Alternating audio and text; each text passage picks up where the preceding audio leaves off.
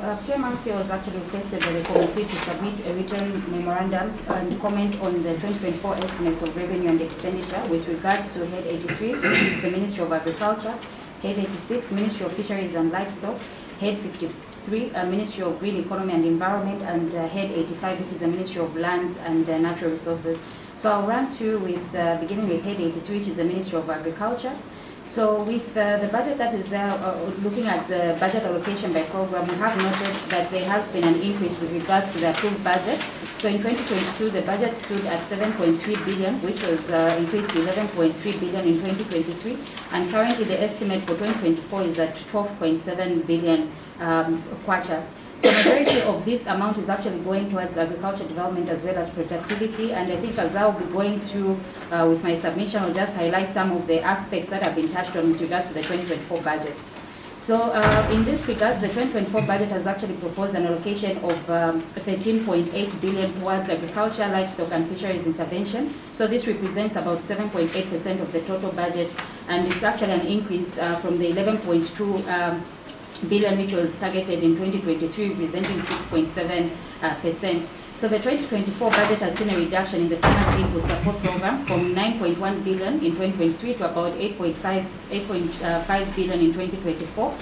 Which represents 6.1% decrease. And for us, we actually think that the reduction is mainly as a result of government trying to migrate 77% of farmers on the direct input supply to a direct input support program onto the electronic voucher, which has got less administrative cost. Then we've also noted that the fertilizer per metric ton has actually reduced from 1,200 United States dollars per metric ton to about 850 United States dollars. So this can actually have what some of the factors that might have actually resulted in the reduction towards the FISEC program. Then with regards to the budget allocation for farm blocks, extension services as well as irrigation support, the budget has actually been reduced. In the 2023 budget, it was about 1.2 billion, but currently it's about 598 million that is going towards farm block development, extension services as well as irrigation. And we also note that in the 2024 budget, government has allocated 1.6 billion towards strategic reserves. So this increase in budget allocation will help FRA to enter the marketing season early as well as to secure various strategic crop reserves. And I think it's also as a move to stabilize price, commodity price, especially for mealie meal, given that there's been an increase with regards to mealie meal prices.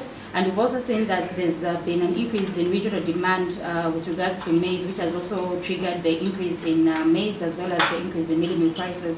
So going forward, government has actually put across 1.6 billion towards FRA as a way of stabilizing prices going forward.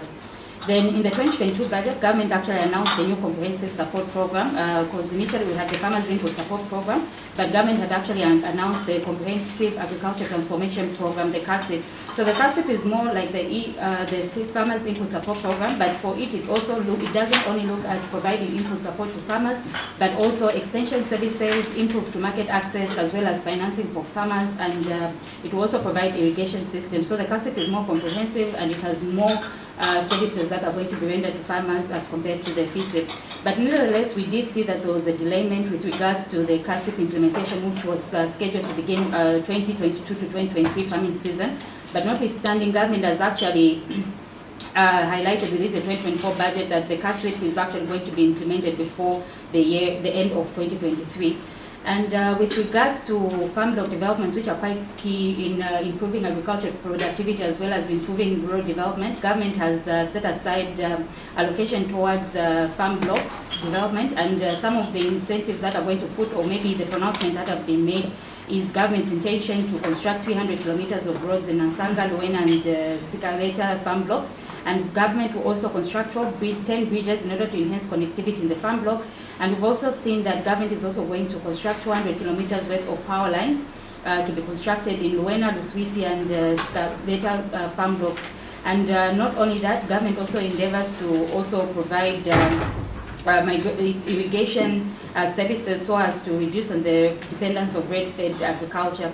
Then the last aspect within the agriculture sector that was highlighted within the budget is that of establishing a credit window for farmers So with regards to that, government in collaboration with cooperating partners has allocated 186 million towards the establishing of financing and credit windows for small-scale farmers. So this will support small-scale farmers, emergent farmers, and public service workers with affordable financing to procure inputs, equipment, as well as irrigation systems, among others.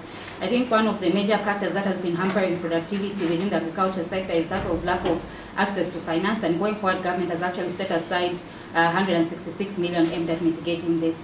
So coming to the recommendation under the Ministry of Agriculture, the first one is with FISIP funding.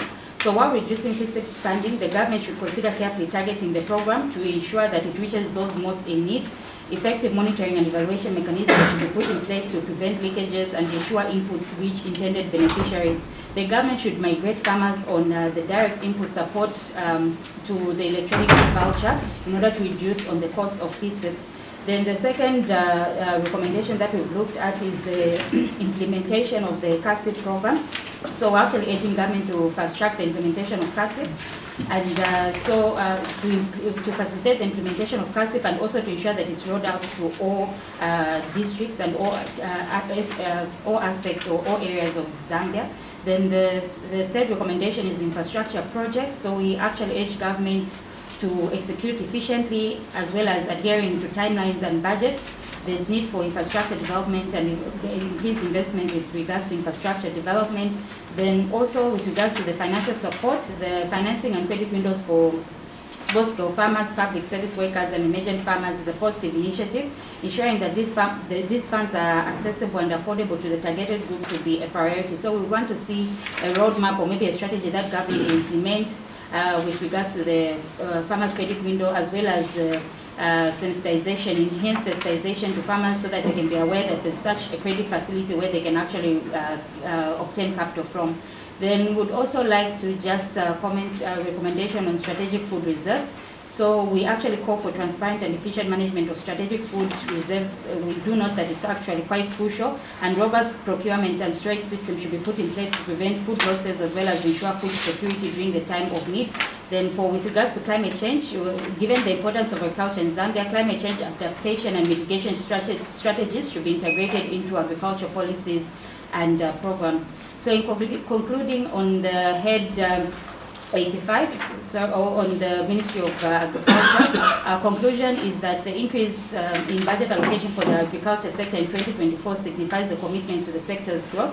However, careful attention to efficient utilization of funds at addressing challenges like reduced FISIP funding and the program delays is essential to achieve sustainable development as well as food security in Zambia. So coming to head 86, which is Fisheries and Livestock. So just like the Ministry of Agriculture, we have seen an increase in fisheries and allocation to fisheries and livestock from 730 million in 2022 to 997 million in 2023 to 1 billion in 2024. And we also do note to say that the majority of this amount is actually going towards animal health services, and I think there were quite some significant measures that actually government had put in place. So with regards to this, in 2024, government has actually outlined its aspirations to improve animal health, animal identification, as well as traceability of livestock. Then in order to achieve this, government will endeavor to enhance disease surveillance and response systems through the operationalization of regional veterinary laboratories in Chipata, Choma, Isoka, Kasama, Mungu, Ndola, as well as Solwezi. Then and also just as a way of enhancing animal identification and traceability, government is going to develop an online system which is being piloted in Central Lusaka and Southern Province. So the system will enable the public to register, search, as well as identify animals, and will be linked to short messaging system. So the whole essence of improving on animal identification and traceability is that of to reduce on theft, as well as also to respond to animal health as well as food safety. The government will also strengthen legal reforms on animal identification and traceability through the introduction to Parliament for debate the Animal Identification Bill and Identification and Traceability Bill. And government has recognized that has also recognized the importance of animal breeding in order to improve animals' resilience as well as productivity. So in this regard, government in 2024 implement a community-based livestock breeding program through a pass-on scheme to support livestock farmers. Then also with regards to the fisheries sector, government has promoted the establishment of fish hatcheries. So the 2024 budget actually highlights government's intentions to establish 3 hatcheries in 3 aquaculture parks. So we actually envision to see that this will actually increase fingerling production from 302 million to about 433 million in 2024. And I think coming on to some of the recommendations under the livestock, Ministry of Livestock and Fisheries, the first recommendation is that government should ensure efficient and transparent utilization of the allocated budget to maximize the impact of government's initiatives. Regular audits and monitoring can help prevent mismanagement of funds. Then there's need to invest in training and capacity building for veterinary professionals and staff involved in disease surveillance, animal identification, as well as traceability. Then we also call for the government to continue to strengthen the legal framework, particularly on the animal identification and traceability bill. And in as we do not to say that it will be introduced to Parliament, it will also be imperative that the government should also engage stakeholders in the drafting as well as the debate process of this bill. Then we'd also like to urge government to foster collaboration between research institutions, universities, and governments to leverage expertise as well as resources for research and development. Then there's also need to implement robust monitoring and evaluation mechanism to assess the effectiveness of programs as well as initiatives. With this, Chair, I'll end here and I'll allow my other colleague to run us through Head 53, which is the Ministry of Green Economy and Environment. Good morning once again. I'll give PMRC's comments on Head 53, Ministry of Green Economy and Environment, and Head 85, the Ministry of Lands and Natural Resources. So to start with, you see that the mandate of the Ministry of Green Economy and Environment is to promote the effective and sustainable use of the environment by facilitating support for adaptation to and mitigation of the effects of climate change, as outlined in the Government Gazette Notice number 1123 of 2021. Then we also have the budget allocation by program breakdown for 2022, 2023, and 2024, as well as a graph basically depicting the table, but in graph format. And then on our comments, we can see that the allocation for environmental sustainability in the 2024 national budget stands at 1.4 billion, constituting about 0.8% of the national budget. And this is an increase of about 36% in comparison to the allocation in the 2023 budget. Then government has also proposed an allocation of 1.5 billion kwacha towards environmental protection and climate change resilience initiatives, which is a positive step in addressing critical environmental challenges. So we see that there's an upward trajectory in funding for environmental sustainability, which is commendable and demonstrates a growing commitment to safeguarding the environment. But we also note that it is paramount that there's also concurrent policy and legislative measures that are put in place to ensure the effective utilization of the allocation in the budget. In the interest of time, maybe I'll skip to our recommendations.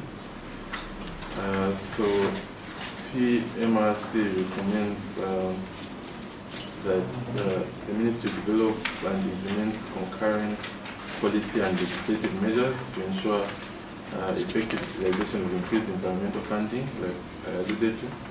And these policies need to cover areas like conservation, sustainable resource management, and climate resilience. Then we also see a need for robust regulatory frameworks for innovative financing mechanisms like green bonds and carbon trading. And in this instance, they may need to collaborate with financial institutions and various experts to create efficient, effective market mechanisms.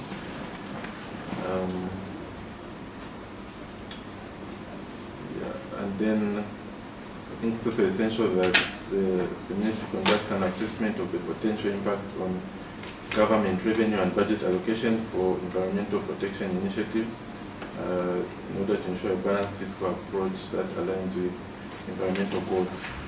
So in conclusion, we can see that while the increased budget allocation and commitment to environmental sustainability is positive, effective implementation, clear regulations, and comprehensive policies are essential to realize the desired outcome and ensure a sustainable and green economy. Then moving on to Head 85, which is the Ministry of Lands and Natural Resources. Their mandate is to administer land and manage natural resources for sustainable land use, as outlined in Government Gazette Notice number 1123 of 2021. So we also see a breakdown of the allocation by program for 2022, 2023, and 2024, as well as the pie charts, which shows us that land administration and regulation actually takes up the majority of the allocation to the ministry. So PMRC's comments here, as we can see, the budget allocation by economic classification shows that 7.2 million, which is 20.6%. The budget has been allocated to personal emoluments, and about 102.5 million, or 36.8%, which is the largest share of the budget, has been allocated for use of goods and services, while 13.6% has been provided for transfers. And we also see that 29% will go towards the acquisition of assets. And we see that the increase in the allocation to assets is mainly for the construction of lands and deeds registries. Then our recommendations. So we recommend that the Ministry of Lands should ensure efficient utilization of resources, particularly the significant allocation for the acquisition of assets. We also see that given the importance of land administration and regulation, the Ministry needs to prioritize this program to enhance land management and address issues related to land use, land rights, and land disputes. We also recommend that to improve the effectiveness of the Ministry's programs, there's a need for investment in capacity building for staff, particularly in areas of land administration, natural resource management, and support services. And then our last recommendation is that the Ministry should maintain transparency and accountability in financial management, especially for the use of goods and services and transfers categories.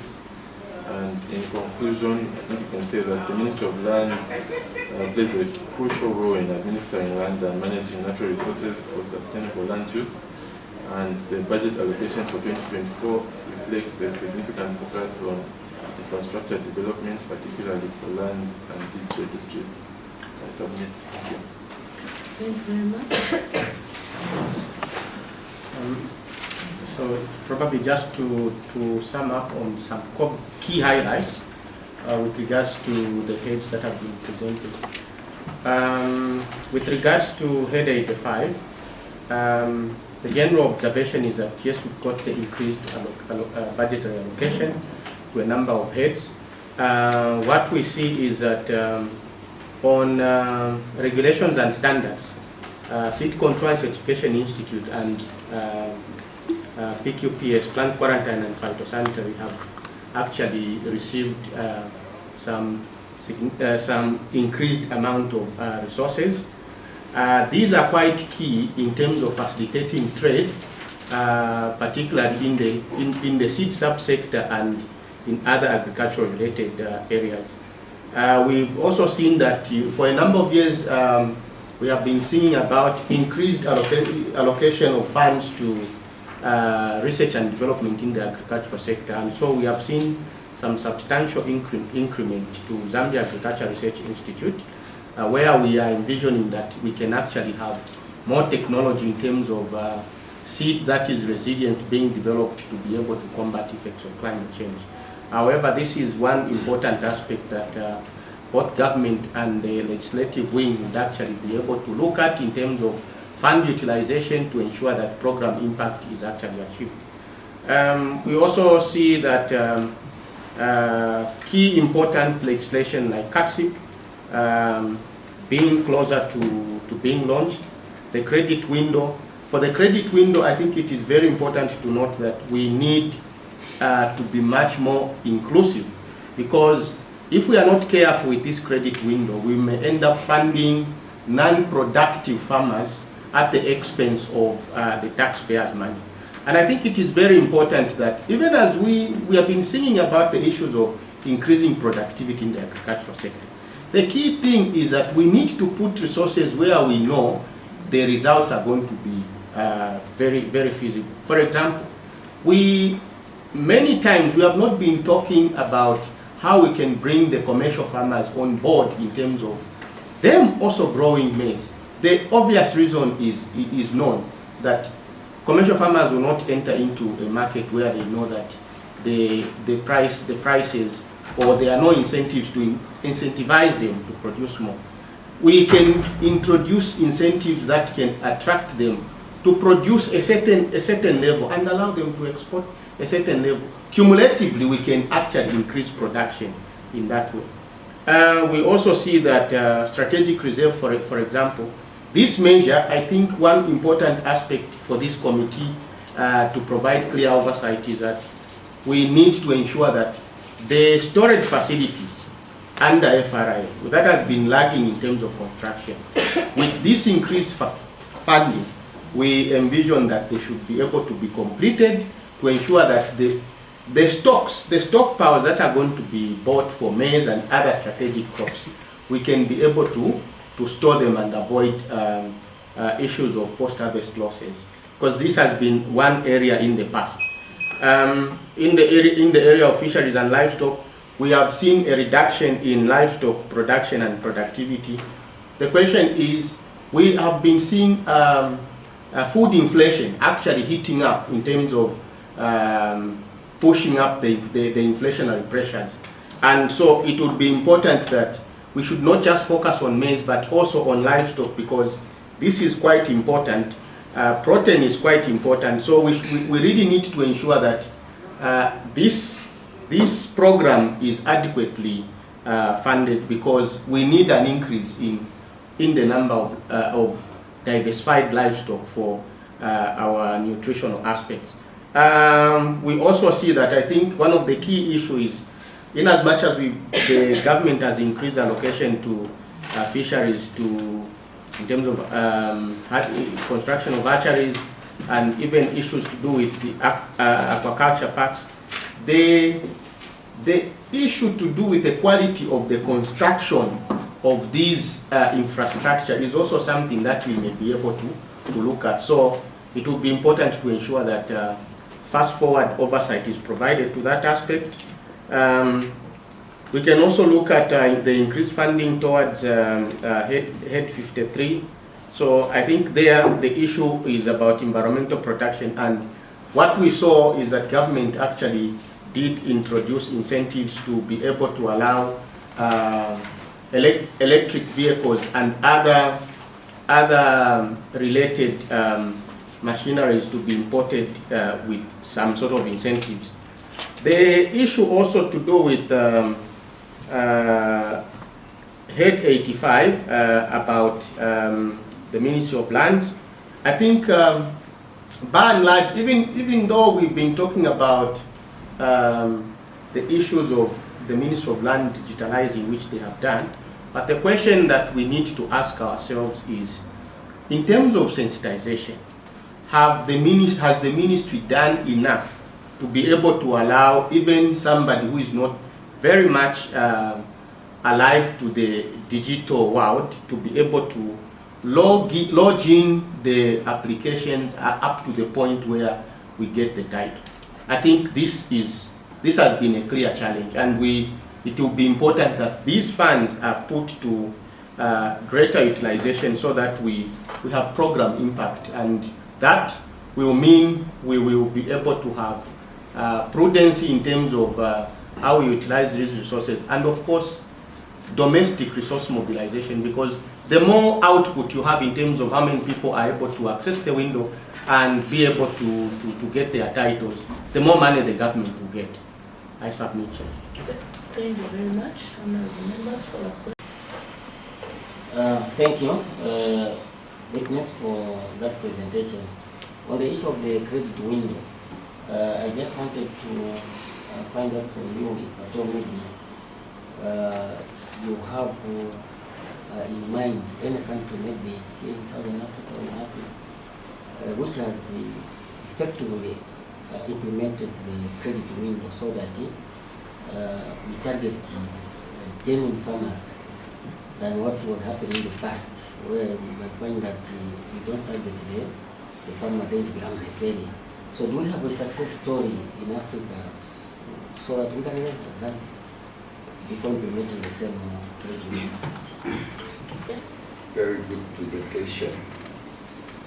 Under head number 86, I note that overall the budget allocation has increased on the head. However, when you look at improvement fisheries production and productivity, there is a reduction from 194 million to 169.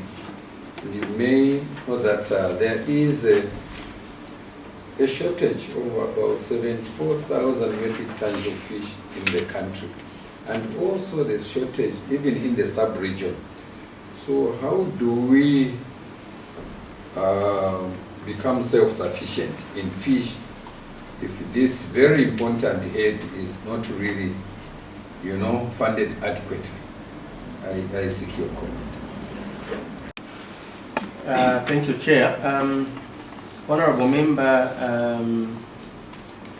one success story in terms of even where we are drawing the comprehensive agriculture transformation program is some countries in West Africa, particularly Nigeria, Ghana. They piloted it there, but a big success story stretches even more than just the African country. Brazil has been actually using a similar model of the comprehensive agriculture transformation program. And so even when you look at this credit window, the government is trying to ensure that they quickly launch the CATSIP document, and it is going to be operationalized in line with the provisions of the CATSIP legislation. And so there are strong measures in terms of institutionalizing the institution, in terms of providing oversight as to who accesses these funds and providing a clear monitoring mechanism to that effect. The other aspect, I think, to do with fisheries, the reduction in one of the heads, I think I concur with the honorable member that the fish demand, the deficit locally, as well as the demand from outside. I think we need to, as you interrogate this budget, I think this is quite an important measure that when this matter comes up, that we would actually be able to get clear answers as to why the Ministry of Fisheries and Livestock did allow this measure when we are having a shortage of fish within the country to be able to feed the country and export beyond. Certainly, we could have expected an increase, unless it would be very clear that some of the priority areas that they are funding will actually culminate into feeding into increasing the productivity levels of fish. For example, issues to do with aquaculture parks and so on and so forth. How do they feed into that? Thank you. Development and management. I've seen a reduction in the allocated amount for 2024. Whereas environmental protection and management, as well, I have seen a drop from the initial amount that was allocated in 2020. Initial amount that was allocated in 2023. What exactly do you think would have been achieved which has necessitated the reduction of the amount? I think one of the key areas has been to sort of plant trees across the country, and I think we can attest to the fact that a number of plantations have been set up and some expansion has been. So you see that in Shuangandu, they are quite huge tracts of forests that have been established, and there have been also measures to ensure that probably in the copper belt where we have now depleted, to be able to do that. Maybe that could have been the reason in terms of reduction, so that the other resources can be channeled towards other strategies. The other aspect in terms of environmental protection, you mentioned about, is it environmental protection and management? Yeah. Where we had an increase, and then suddenly we have reduced. I think some of the funding probably could have gone towards development of legislation, and so in most cases those are one-off activities. And I think, being a new ministry, they have been involved in development of various policies to be able to support their operations going forward.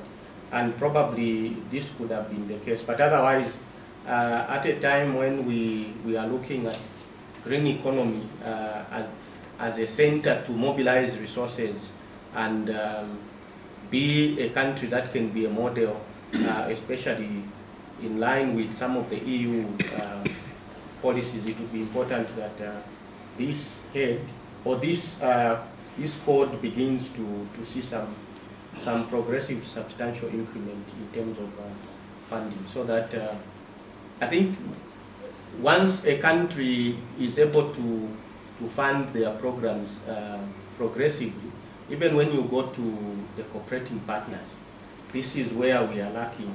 We only need this. Such resources can actually be available.